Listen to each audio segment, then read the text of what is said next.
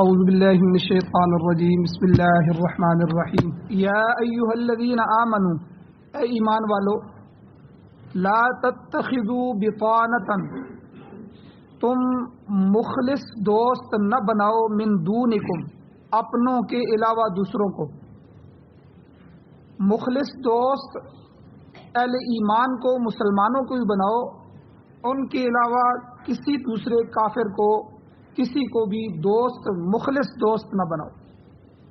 وجہ کیا ہے کہ لا یعلونکم خبالا، اللہ کہتے ہیں وہ تمہارے حق میں خرابی پیدا کرنے میں کمی نہیں کرتے.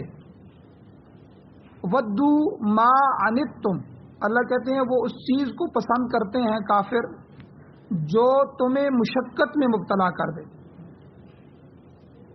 اور آگے اللہ کہتے ہیں قد بدت البغضاء، ظاہر ہو گیا ہے بغض من افواہہم، ان کے منہوں سے.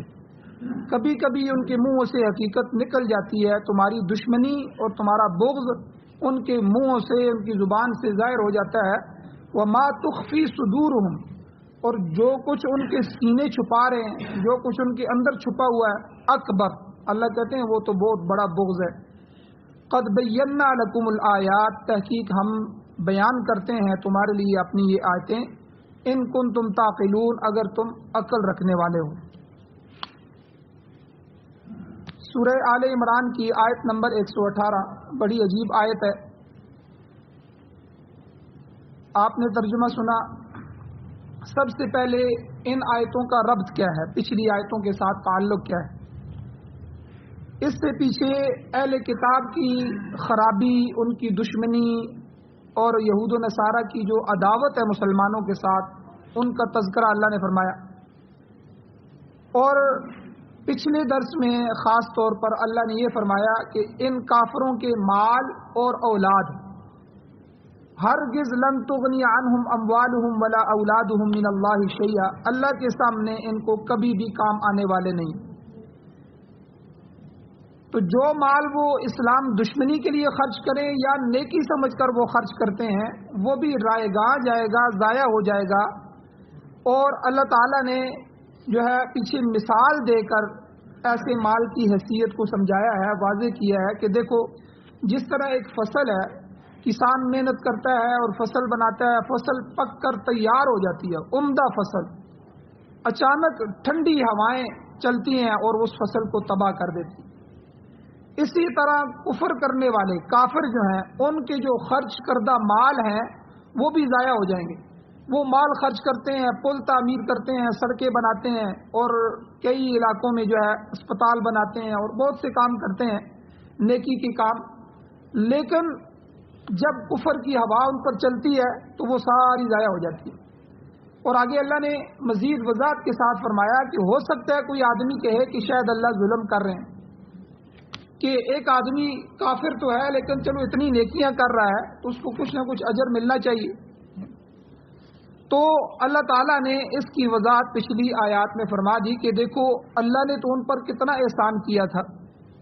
اللہ نے ان کو جسم عطا کیا، صحت دی، توانائیاں دی، حواس ظاہرہ جو ہیں اور حواس باطنہ اس سے اللہ نے ان کو نوازا. عقل اور شعور جیسی نعمت اللہ نے انسان کو عطا کی. پھر اللہ نے انبیاء مبعوث فرمائے، اتنے نبی بھیجے. پھر اللہ نے کتابیں نازل فرمائی تاکہ انسان ہدایت کا راستہ اختیار کرے.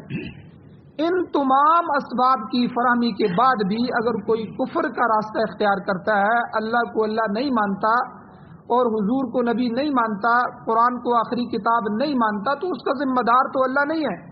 اس کا ذمہ دار تو خود وہ آپ ہے کہ اس نے خود اپنے اوپر زیادتی کی. قرآن میں اللہ واضح طور پر فرماتے ہیں وما ربک بظلام للعبید، اے بندے تیرا رب بندوں پر ظلم کرنے والا نہیں. اللہ بندوں پر ظلم نہیں کرتا، بلکہ وما اللہ یرید ظلما للعباد. دوسری جگہ فرمایا ظلم کرنا تو بہت دور کی بات ہے، اللہ بندوں پر زیادتی کرنے کا ارادہ بھی نہیں فرماتے. تو یہ خود انسان ہے ولکن انفسہم یظلمون، جو خود اپنے اوپر ظلم کر رہے ہیں، اپنے ایمان کو جو ہے وہ پس پشت ڈال رہے ہیں، اپنے عقیدوں کو خراب کر رہے ہیں، برے اعمال سر انجام دے رہے ہیں. اللہ تعالیٰ قیامت کے دن فرمائے گا یہ برے اعمال تمہاری اپنی کمائیاں ہیں. قرآن میں اللہ خود فرماتے ہیں کہ بیما کسبت ایدیکم، جو کچھ تمہارے ہاتھوں نے کمایا تم آگے دیکھ لو گے، تو یہ تمہارے ہاتھوں کی کمائیاں ہیں۔ تو بہرحال جو آدمی کافر ہوتا ہے تو وہ اللہ کا دشمن ہوتا ہے، اللہ کے دین کا دشمن ہوتا ہے، اللہ کے نبی کا دشمن ہوتا ہے۔ تو یہ تو پچھلی آیتوں میں اللہ تعالیٰ نے اس کی وضاحت فرما دی کہ کافر اگر مال خرچ کر کے یہ سمجھے کہ یہ مجھے آخرت میں فائدہ دے گا تو یہ اس کی بھول ہے۔ تو اس کے لیے ضروری ہے کہ آدمی جو ہے وہ عقیدے کے لحاظ سے صحیح ہو، ایمان اور عمل صالح کرنے والا ہو، تو تب جا کے یہ اعمال کا فائدہ ہوگا۔ اور آج کے درس میں ایمان والوں کو، اہل ایمان کو تنبیہ کی جا رہی ہے کہ مسلمانوں، اہل کتاب کی اسلام دشمنی کے پیش نظر ان کو مخلص دوست نہ بناؤ، یہودیوں کو، عیسائیوں کو، ان کو اپنا دوست نہ بناؤ۔ تو ارشاد ہوتا ہے یا ایھا الذین آمنوا، اے ایمان والو، یہ صحابہ کو خطاب کیا گیا، صحابہ کے واسطے سے قیامت تک آنے والے ایمان والوں کو خطاب ہے، مجھے بھی اور آپ کو بھی اللہ خطاب کر رہے۔ یہ جہاں بھی یا ایھا الذین آمنوا آئے تو میں اور آپ اور سب مراد ہوتے ہیں، ہماری آنے والی نسلیں، ہماری گزر گئی نسلیں اور صحابہ سے سب قیامت تک، اے ایمان والو۔ آگے اللہ بڑا عظیم الشان حکم دے رہے ہوتے ہیں، لا تتخذوا بطانۃ، تم اپنا مخلص دوست نہ بناؤ، من دونکم، اپنوں کے سوا۔ یہ دو لفظ ہے، بطانہ اور من دونہ۔ اچھا، بطانتن کا لفظ یہاں اللہ لے کے آئے ہیں۔ اللہ عام دوست بھی کہہ سکتے تھے، خلیل بھی کہہ سکتے تھے، یا اور رفیق بھی دوست کو کہتے ہیں، حبیب بھی دوست کو کہتے ہیں۔ تو یہاں اللہ بطانہ، بطانہ کا عربی میں معنی ہوتا ہے خاص الخاص، رازدان دوست۔ بعض آدمی کے دوست ویسے بھی بہت سارے ہوتے ہیں، لیکن ان دوستوں میں سے بھی ایک دوست ایسا ہوتا ہے جس سے وہ ہر بات میں مشورہ کرتا ہے، جس کو ہم اپنی زبان میں کہتے ہیں یہ میرا جگری دوست ہے، یعنی میں اس کے جگر کے ساتھ لگا ہوا ہوں اور یہ میرے جگر کے ساتھ، جس طرح جگر جسم سے جدا نہیں ہوتا، ہم بھی ایک دوسرے سے جدا نہیں ہوتے۔ انتہائی مخلص دوست، رازدار، جس کو بندہ اپنے راز کی بات بتائے۔ ہر آدمی سے بات آدمی نہیں کر سکتا، تو اس کو خصوصی مشورہ کرنا ہو اور کوئی چیز ہو، ہمیشہ وہ اس سے مشورہ کرتا ہے، اسی دوست سے بیٹھک کرتا ہے۔ تو بطانہ کا لفظ اس رازدان دوست کو کہتے ہیں، خاص الخاص دوست، اس کو بطانۃ الرجل بھی کہتے ہیں۔ تو جگری دوست، آدمی کا جو ہے دل کے ساتھ لگایا وہ دوست۔ عربی زبان میں اصل میں بطانہ کہتے ہیں استر کو، استر یعنی یہ جو کوٹ ہوتا ہے جو ہم نے پہنا ہوتا ہے، ایک کوٹ کا وہ حصہ ہوتا ہے جو اوپر والا حصہ ہوتا ہے، ایک کوٹ کا وہ حصہ ہوتا ہے جو اندر کا حصہ ہوتا ہے، کوٹ کے اندر والا حصہ۔ تو یہ جو اندر لگایا جانے والا جو کپڑا ہوتا ہے اس کو بطانہ کہتے ہیں، بطانہ۔ تو گویا کہ یہ ایک ایسی چیز ہے جو داخلی طور پر استعمال ہو رہی ہے، اندر کی چیز۔ تو جنتیوں کی صفات اللہ تعالیٰ نے سورہ رحمان میں دوسری جگہ بیان فرمائی۔ تو سورہ رحمان میں اللہ فرماتے ہیں متکئین علی فرش، کہ وہ جنتی ایسے فرشوں پر، ایسے قالینوں پر ٹیک لگائے ہوئے ہوں گے، بطائنھا من استبرق، ان کے نیچے والی جگہ۔ اب دیکھیں یہ جو قالین ہے، اس قالین کی اوپر والی جگہ تو خوبصورت ہوتی ہے، قالین کی اوپر والی اچھی، خوبصورت، نرم، ٹھیک ہے، گرم اور پائیدار بنائی جاتی ہے۔ نیچے والی تو ویسے ہی فرش پہ آتی ہے، مٹی پہ آ جاتی ہے، اس کو سیدھا کر دیا جاتا ہے۔ لیکن جنت کی نعمتیں اللہ بتا رہے ہیں کہ اس قالین کا نچلے والا حصہ کیسا ہوگا، بطائنھا من استبرق، اللہ کہتے ہیں وہ موٹے ریشم کا ہوگا، نرم اور خوبصورت ہوگا۔ نیچے والا جب یہ حال ہوگا تو اس قالین کے اوپر والے حصے کا کیا حال ہوگا۔ تو بہرحال یہاں بطائنھا، بطن، ٹھیک ہے، پیٹ کو بھی بطن کہتے ہیں، تو اس لیے بطانہ یہاں لفظ اللہ نے لایا ہے کہ جگری دوست۔ تو حدیث شریف میں بھی آتا ہے کہ حضور علیہ الصلوۃ والسلام نے انصار کو، جو جنہوں نے حضور کی، دیکھیں اگر حضور ہجرت کر کے آئے، صحابہ ہجرت کر کے آئے، انصار اگر پناہ نہ دیتے، اپنے علاقے ان کے لیے نہ رکھتے اور ان کی مدد نہ کرتے، بھائی چارہ قائم نہ کرتے، تو کتنی مشقت تھی حضور کے لیے، کوئی آدمی ان کو پناہ دینے کے لیے تیار نہیں تھا۔ اور اسلامی ریاست کی بنیاد بھی انصار کی ان قربانیوں کی وجہ سے بنی۔ اب حضور نے انصار کی مثال اور دوسرے لوگوں کی مثال دی، اپنے ساتھ محبت کی۔ حضور نے حدیث میں فرمایا انصار مدینہ کے متعلق، الانصار شعار والناس دثار، حدیث میں یعنی انصار میرے لیے بمنزلہ شعار کے یعنی اندر والے کپڑے کے ہیں، اور باقی لوگ دثار یعنی باہر والے کپڑے کے ہیں۔ دیکھیں کپڑے دو قسم کے ہوتے ہیں، ایک جو میری قمیض ہے شلوار ہے یہ بالکل جسم کے ساتھ لگے ہوئے، ایک وہ ہوتا ہے جیسے یہ کوٹی ہے، ٹھیک ہے، یا یہ چادر ہے، ٹوپی ہے، یہ باہر کے کپڑے ہیں۔ تو حضور نے انصار کو اتنی فضیلت عطا فرمائی، حضور نے فرمایا الانصار شعار، یہ میرے جسم کے ساتھ لگے ہوئے کپڑوں کی طرح ہے یہ انصار۔ اور اس کے علاوہ جو باقی مسلمان ہونے والے ہیں دنیا کے دوسرے لوگ ہیں وہ باہر کے کپڑوں کی طرح ہیں۔ تو یہ جو دثار ہے اور بتانا یہ ہم معنی لفظ ہیں، ایک ہی طرح کے لفظ ہیں، یعنی یہ نہایت ہی مخلص دوست کے لیے بولے جاتے ہیں۔ یہ تو اس کی عربی لغت کے اندر تشریح ہوگی۔ چنانچہ شاہ عبد القادر محدث دہلوی رحمۃ اللہ علیہ اور مولانا شیخ الہند رحمۃ اللہ نے بھی یہی ترجمہ کیا ہے کہ اللہ فرما رہے ہیں کہ اتنا قریبی دوست، اتنا مخلص اور خاص الخاص رازدان دوست آپ نہ بناؤ، من دونکم، اپنوں کے سوا دوسروں کو۔ اب یہ من دونکم میں کون شامل ہے؟ مفسرین فرماتے ہیں اہل کتاب ہیں کہ یہودی اور عیسائی، اور اسی طرح مشرک آتے ہیں، دنیا کے جتنے بھی مشرکین ہیں وہ آتے ہیں، اور بعض مفسرین نے منافقین کو بھی اس میں اس زمرے میں شامل کیا ہے۔ تو مسلمانوں کو گویا کہ نصیحت کی جا رہی ہے کہ اہل ایمان کے علاوہ دوسرے لوگوں کو اپنا مخلص دوست نہ بناؤ۔ اب آتے ہیں ان آیات کے شان نزول کی طرف۔ شان نزول کہتے ہیں کہ یہ آیتیں کس موقع پر، کس واقعے پر نازل ہوئیں۔ اس آیت کے متعلق مفسرین نے دو شان نزول لکھے ہیں۔ پہلا شان نزول یہ ہے کہ مدینہ میں دو مشہور قبائل رہتے تھے، مشہور قبیلے تھے، اوس اور خزرج، یہ مشہور قبیلے تھے، اور اسلام سے پہلے یہ اپنے بدترین دشمن تھے، آپس میں ایک دوسرے سے لڑائیاں، یہ ان کے قتل کر دیتے تھے، وہ ان کے قتل کرتے تھے، پھر یہ لڑائی، پھر وہ لڑائی، یہ سالہ سال سے صدیوں سے لڑ رہے تھے۔ اور اب مشرک بھی تھے، شرک بھی کرنے والے تھے، تو اللہ تعالیٰ نے حضور علیہ الصلوۃ والسلام کی آمد کی برکت سے ان کو ایمان لانے کی توفیق بخشی، وہ ایمان لے آئے اور صحابہ بن گئے، اور جس کا نتیجہ یہ ہوا کہ یہ اپنی پرانی دشمنیاں بھول گئے اور ان کو ترک کر کے چھوڑ کے آپس میں شیر و شکر ہو گئے، بھائی بھائی بن گئے، اور جو ہے آپس میں ایک ہو گئے۔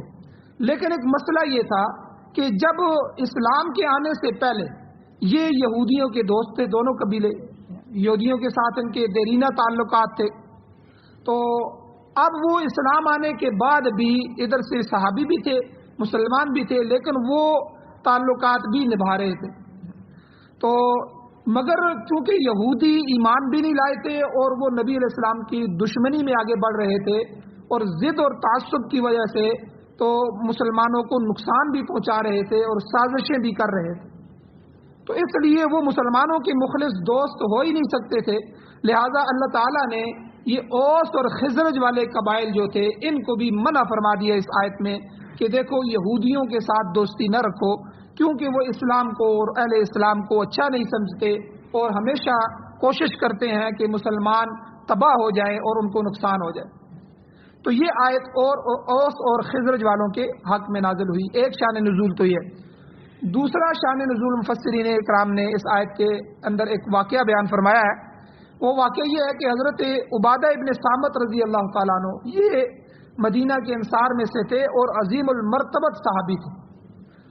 مصر کی جب فتح ہوئی، مصر کی فتح، اس کے دوران اسلامی لشکر کے جو سپہ سالار تھے عمر بن العاص رضی اللہ تعالیٰ عنہ، انہوں نے ان صحابی حضرت عبادہ ابن صامت رضی اللہ تعالیٰ عنہ کو مقوقس جو وہاں تھا بادشاہ عیسائیوں کا، اس سے گفتگو کرنے کے لیے نمائندہ نامزد کیا، آپ جائیں اور اس سے گفتگو کریں، بات چیت کریں، ہم کیوں آئے ہیں، ہمارا مقصد کیا ہے۔ تو عبادہ ابن صامت جو تھے یہ سیاہ رنگ کے تھے اور دست بالشت ان کا قد تھا، بڑے عظیم انسان تھے، اور انہوں نے حضور علیہ السلام کی خدمت میں عرض کیا، حضور یہاں کے جو یہودی ہیں ان سے میرا مخلصانہ تعلق ہے، میرے دوست ہیں، اگر آپ اجازت دیں تو میں ان کو بھی اپنے ساتھ جنگ میں شریک کر لوں۔ مسلمان تو لڑ رہے ہیں، ہم ان کو اپنا جو ہے حلیف بنا لیتے ہیں، دوست بنا لیتے ہیں، جنگ میں وہ شریک ہو جائیں گے، تو آپ مجھے اجازت دیں۔ تو یہ واقعہ مفسرین لکھتے ہیں جنگ احد کا ہے یا جنگ خندق کا ہے، تو بہرحال نبی علیہ الصلوۃ والسلام نے یہودیوں کی امداد لینے سے منع فرما دیا، اور ان صحابی کو فرمایا کہ دیکھو ان سے خیر کی کوئی توقع نہیں ہے، یہ اتنے بدبخت لوگ ہیں، ان سے تم خیر کی توقع نہ کرنا، ہمیشہ مسلمانوں کے حق میں نقصان کی توقع ان سے کی جا سکتی ہے، نقصان پہنچاتے ہیں۔ تو کہنے کا مقصد یہ ہے کہ اللہ تعالیٰ نے یہودیوں کے ساتھ دوستی کرنے سے روک دیا، بلکہ حدیث میں حضور نے فرمایا لا تصاحب الا مؤمنا، مومن کے سوا کسی سے دوستی نہ رکھو، رفاقت نہ رکھو۔ تو غیر مومن کی رفاقت سے نقصان پہنچنے کا احتمال ہے، لہذا ان سے مخلصانہ دوستی یہ نہ جوڑو، ان سے مخلص دوست نہ بناؤ۔ اور آگے اللہ تعالیٰ نے وجہ بھی بیان فرمائی کہ کیا وجہ ہے غیر مسلموں کی دوستی سے میں تمہیں کیوں منع کر رہا ہوں۔ اللہ کہتے ہیں لا یعلونکم خبالا، وہ تمہارے درمیان فساد برپا کرنے کی کوشش کریں گے، اس میں کوئی کمی نہیں کریں گے۔ خبال عربی کے اندر فساد کو کہتے ہیں۔ تو غیر مومن جتنے بھی ہیں کافر، ان کی ہمیشہ یہ خواہش ہوگی کہ مومنوں کو کسی نہ کسی طرح نقصان پہنچائیں، انہیں تمہاری خیر خواہی ہرگز منظور نہیں ہے۔ ان سے رازداری قائم کرنے کی صورت میں مسلمانوں کو دنیا اور دین دونوں جگہ کا نقصان ہو سکتا ہے، اس لیے اللہ تعالیٰ کہتے ہیں لا یعلونکم خبالا، کبھی بھی وہ تمہاری جو ہے اچھائی نہیں چاہیں گے، بلکہ جہاں تمہارا نقصان ہوگا فساد کرنے کی کوئی کمی نہیں چھوڑیں گے۔ اور اس سے پہلے سورہ بقرہ کے اندر بھی گزر چکا ہے کہ اللہ تعالیٰ فرماتے ہیں کہ اے ایمان والو، اہل کتاب ہرگز اس کو پسند نہیں کرتے کہ اہل اسلام پر خدا کی جانب سے کوئی بہتری نازل ہو جائے یا ان کو اس دنیا میں عزت اور ترقی نصیب ہو جائے۔ وہ تو چاہتے ہیں کہ مسلمان ان سے زیادہ پستی میں چلے جائیں، ذلت میں چلے جائیں۔ اہل کتاب یہود و نصارہ کے علاوہ جو اہل ہنود ہیں، ہندو اور دہریے دنیا بھر کے، آپ دیکھ لیں دنیا کی کتنی طاقتیں ہیں۔ شام کے اندر جو ہے بشار الاسد کی لڑائی مجاہدین سے چل رہی تھی، مسلمانوں سے، سنیوں سے، تو فرانس اور روس نے ان کی مدد کی اور ہمارا پورا شام انہوں نے تباہ و برباد کر دیا۔ آج جو دیکھیں کشمیر کے اندر، کشمیر ہمارے پاکستان کا حصہ ہے اور اس وقت سے آزاد ہوئے ہیں، ہمارے ساتھ ہیں، لیکن آج تک جو ہے ہندو وہاں پر ظلم کر رہے ہیں اور زبردستی کر رہے ہیں۔ فلسطین میں یہودیوں کو دیکھیں، دنیا کی کوئی طاقت ان کو روکنے، بلکہ ان کا ساتھ دینے والے ہیں سارے کافر کہ ان مسلمانوں کو مارو کاٹو۔ اور آج کے جو ہندوستان کے، بھارت کے حالات ہیں کہ وہاں کرفیو لگ گیا ہے اور مسلمانوں کی املاک کو تباہ کیا جا رہا ہے اور ان کو قتل کی سازش تیار کی جا رہی ہے کہ مسلمانوں کا ایک دفعہ پھر قتل عام کیا جائے۔ تو ایسے لوگوں سے دوستیاں اور ان سے خیر کی توقع کرنا یہ کیسے ہو سکتا ہے؟ تو اللہ تعالیٰ نے یہود و نصارہ، اس کے علاوہ اہل ہنود جو ہندو ہیں، اور اسی طرح دنیا بھر کے جو مشرک ہیں، داریے ہیں، اور مسلمانوں کی صفوں میں موجود منافقین ہیں، اللہ فرماتے ہیں ان سب کو مسلمانوں کی ترقی ایک آنکھ بھی نہیں بھاتی۔ چنانچہ اسی صورت میں پہلے گزر چکا ہے کہ ایک مومن کی دوستی ایک غیر مومن کے ساتھ کسی حال میں نہیں ہو سکتی۔ دوستی کے لیے کم از کم نظریات کا یکساں ہونا ضروری ہے، نظریہ ایک، مگر ایسا ممکن نہیں ہے۔ یہاں تو صورتحال یہ ہے کہ اللہ تعالیٰ نے سورہ کافرون کے اندر قل یا ایھا الکافرون سے حضور علیہ السلام کی زبان سے اعلان کروایا، قل، اے میرے نبی آپ کہیں یہ باتیں، لا اعبد ما تعبدون، میں عبادت نہیں کرتا ان کی جن کی تم عبادت کرتے ہو۔ تمہارے معبود الگ ہیں، ہمارے معبود الگ ہیں۔ ہمارا معبود اللہ ہے، تمہارے معبود جگہ جگہ ہیں۔ کبھی گائے کو پوج رہے ہو، گائے کا پیشاب پی رہے ہو، کوئی جو ہے رافضی ہے، شیعہ ہے تو گھوڑے کے نیچے سے نکل رہا ہے، اس کی رالیں چاٹ رہے ہو، کوئی کیا کر رہا ہے، کوئی کیا کر رہا ہے۔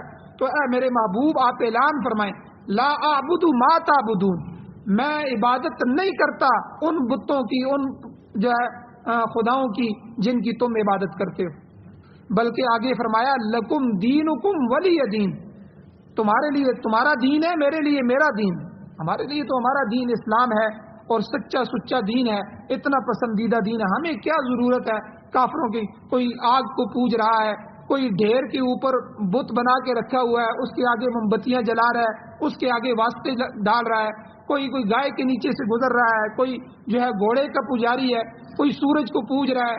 اللہ تعالیٰ نے ہمیں ایمان کی دولت نصیب فرمائی، توحید نصیب فرمائی کہ ایک اللہ کے دربار میں مسلمان جھک رہے ہیں اور 5 وقت کی نماز میں پوری دنیا میں صفیں کی صفیں بچھی ہوئی ہیں اور اللہ کے سامنے آ کے سجدہ ریز ہو رہے ہیں، اللہ کے سامنے دعائیں کر رہے ہیں، اللہ سے اپنی حاجتیں مانگ رہے ہیں، اللہ کو مشکل کشا حاجت روا سمجھ رہے ہیں اور اس کی ذات کے علاوہ کسی کو اس کے ساتھ شریک نہیں کرتے۔ اتنا سچا سچا توحید والا پیارا دین اللہ نے ہمیں عطا فرمایا ہے، تو اللہ کے نبی سے اعلان کروایا گیا سورہ کافرون کے اندر، قل یا ایھا الکافرون، ہے میرے نبی ان کو کافروں کو مخاطب کر کے کہیں اے کافرو ہم تمہارے بتوں کی پوجا نہیں کرتے۔ اصل میں واقعہ یہ ہوا تھا کہ کافروں نے جب دیکھا کہ حضور کا دین پھیل رہا ہے اور صحابہ کو مار مار کے بھی ہم تھکتے ہیں اور یہ دین کو چھوڑتے نہیں ہیں اور جو ہمارے غلام ہیں وہ بھی مسلمان ہو رہے ہیں اور یہ دن بدن پھیل رہا ہے، تو کافروں کی ایک جماعت حضور کے پاس ہے۔ انہوں نے کہا کہ حضور چلو ہم مان لیتے ہیں، تھوڑی آپ نرمی کریں، ہم آپ کے خدا کو مان لیتے ہیں، آپ ہمارے خداؤں کو مانیں۔ ایک دن ہم ان کی اس کی پوجا کرتے ہیں آپ کے خدا کی، تو ایک دن آپ ہمارے خداؤں کی پوجا کریں۔ دیکھیں جی کمپرومائز کرتے ہیں، معاشرے کا امن تباہ نہیں ہونا چاہیے، مل جل کے جو ہے چلتے ہیں۔ آج بھی یہ باتیں کی جا رہی ہے، وہ بھائی جی ہندو ہیں سکھ ہیں تو ہمارے حکمران جا کے ان کی جو عبادت کی جو دن ہوتے ہیں، ان کی ہولی ہے، ان کی دوسرے عبادت کے دن ہے، وہاں جا کے ان کے بتوں کے سامنے آپ دبئی کے حکمرانوں کو دیکھیں، وہاں مندر بنا رہے ہیں، ان کی مورتیاں بنا رہے ہیں، اور پھر وہاں انڈیا کا جو حکمران آتا ہے اور اس کے ساتھ مل کے وہاں اس کی پوجا کر رہے ہیں، پوری میڈیا میں دکھایا جا رہا ہے۔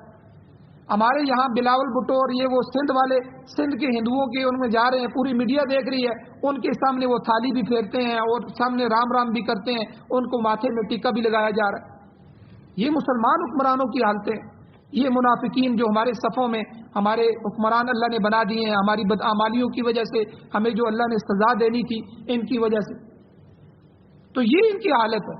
اللہ نے اپنے حبیب کو فرمایا آپ کھل کے کہیں کافروں کو، ٹھیک ہے، تمہارے لکم دینکم ولی دین، تمہارے لیے تمہارا دین ہے، ہمارے لیے ہمارا دین ہے، دین پہ کمپرومائز نہیں ہوگا کہ یہاں جا کے جو ہے کبھی کوئی شیعوں کے پیچھے جا کے نماز پڑھ رہا ہے جو ایک ہو رہے ہیں، حالانکہ سب سے بڑے دشمن ہیں صحابہ کے، دین کے، اسلام کے، پاؤں کے ناخنوں سے لے کے سر کے بالوں تک پورا دین ان کا جدا ہے۔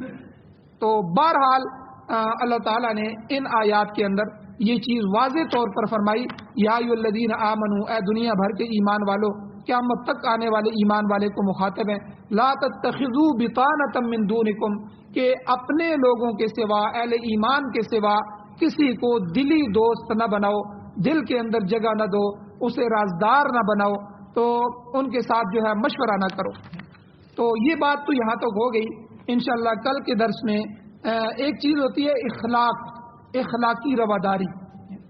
تو کچھ کافر ایسے ہیں جو ہمارے ماتحت ہمارے ملک میں رہ رہے ہیں، ہمیں ٹیکس دے رہے ہیں، ان کو ذمہ کہتے ہیں، ان کے احکام بھی شریعت نے بیان فرمائے، ان کے لیے چھوٹ بھی ہے، ٹھیک۔ کچھ کافر جو ہوتے ہیں جو حربی ہیں، جو حرب جو ہے مسلمانوں سے لڑتے ہیں، ٹھیک ہے، ان کے الگ احکام ہیں۔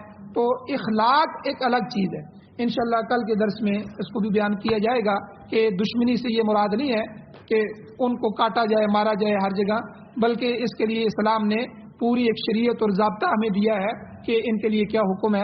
اللہ جل شانہ سے دعا ہے اللہ ہمیں عمل کی توفیق عطا فرمائے، آمین۔ الحمدللہ رب العالمین والعاقبۃ للمتقین والصلاۃ والسلام علی رسولہ النبی الامی الکریم۔ ربنا ظلمنا انفسنا وان لم تغفر لنا وترحمنا لنكونن من الخاسرین۔